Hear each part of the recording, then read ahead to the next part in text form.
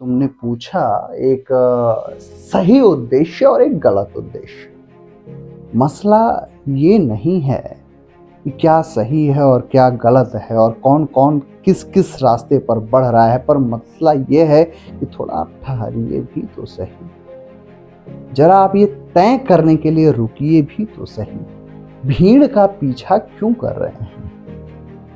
आपके भीतर, आपकी पर्सनालिटी में, आपके शय में, आपके कण में, आपके अंश में, आपके हिस्से में जब उस ईश्वर ने, उस भगवान ने एक नई अनूठी खूबसूरत मूर्त गढ़ के जब आपको भेजा है, थोड़ा सा ध्यान तो देना ही होगा ना। एक व्यक्ति अगर साइंस लेता है, एक व्यक्ति अगर आर्ट्स लेता है, तो ऐसा बिल्कुल कदापि कभी भी नहीं होना चाहिए कि आप अपने समूह को देखकर नई चीजों का चयन करें, बजाय कि इसके थोड़ा सा ठहरें, जो उन विषयों में से जो विषय पसंद हो उसे चुनें और उस पर खूबसूरती से आगे बढ़ते चले जाएं। पर हाँ, एक और सिर्फ एक ही सत्य है कि आप अपनी पढ़ाई के साथ, अपने साथ, खुद के साथ, खुद के सपनों के साथ ईमानदारी बरतेंगे। ईमानदारी बरतने से क्या तात्पर्य है? कई बार लोग ये एक छोटा सा बड़ा मासूम सा सवाल पूछ बैठते हैं, और ये मासूम इसलिए है कि वाकई हम किताब खोल के पढ़ते तो हैं। किताब खोल के जब हम पढ़ते हैं तो हमारे पापा देखते हैं, मम्मी देखते हैं,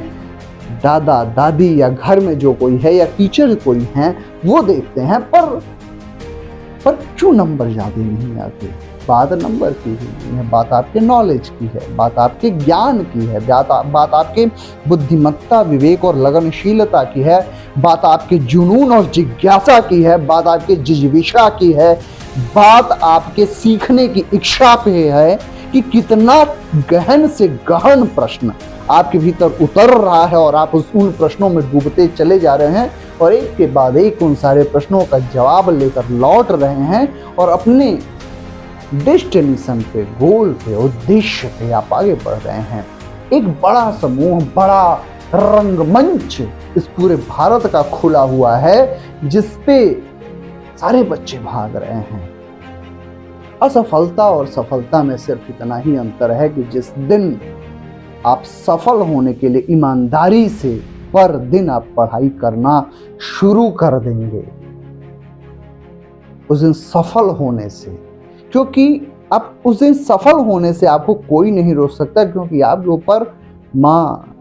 सरस्वती का हाथ होता है।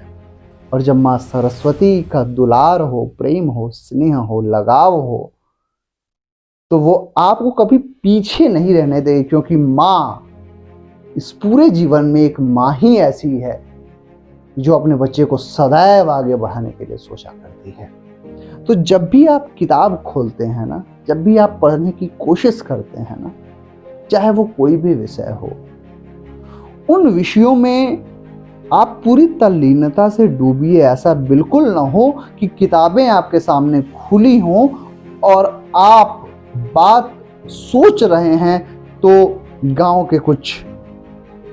खेत की कुछ, खलिहान के कुछ, अपने मित्रों के कुछ, मित्रों ने मजाक उड़ाया है वो कुछ, और किताब से वास्ता आपका तनिक भी नहीं है, डेस्टिनेशन से वास्ता आपका तनिक भी नहीं है, क्योंकि वो जो आप सोच रहे हैं उस वक्त वही आप जी रहे हैं। तो बेहतर है माँ सरस्वती का, उस किताब का सम्मान करते हुए आप किताब बंद कर दें और उन लोगों से बात कर ले जिनकी आपको बड़ी याद आ रही है। दूसरी बात फिर यह है कि पढ़ना बड़ा जरूरी है, जो कि सफल तभी हुआ जा सकता है। हाँ, ये बेशक बिल्कुल 100% सही है, पर ये आप अपने आप से, खुद से, स्व के संकल्प से, स्व के सपनों से के साथ और अपने